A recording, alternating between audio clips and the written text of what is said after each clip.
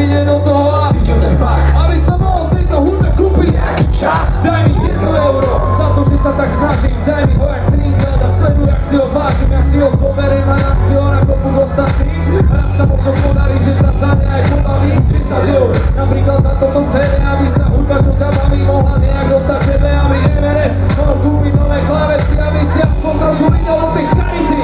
Daj mi 100 eur a pobežím rovno do štúdia, postavím sa k mikrofónu a nastane harmónia. Vypustí to do seba, jak satelit do vesmíru a vďaka tebe budú moji šťastní aspoň na chvíľu. 1000 eur, bude klip na ten shit, ktorý účinkuje na všetkých. Rýchlejšia k tyraním, Everest a Strapo bro. Dobre vieš, že je to tom tak podporto a nebuď lakom jak ško.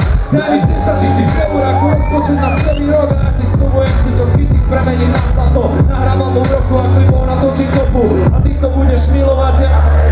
Daj mi 100 000 eur a postavím vlastné štúdio a každý, kto má talent, tam bude nahrávať zadarmo. Neveríš mi, no tak poď, zaplat to a sleduj to. Roztočíme celú túto krajinu a 1 000 000 eur založíme vlastné rádio, také jak je Press, len pre celé Slovensko. Nehovor mi, že by si to necenil a nechcel to. Veľa ľudí v tvojom okolí by mi s tým pomohlo. Zamestnáme každého, malého aj veľkého, chudého, tlstého, bieleho aj černého. Hento, tamto, hento a hentu tiež.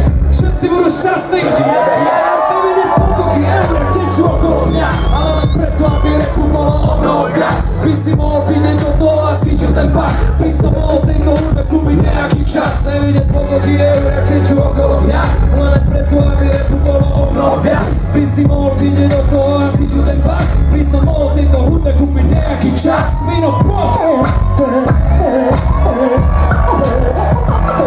Toto je blázon! Toto je blázon!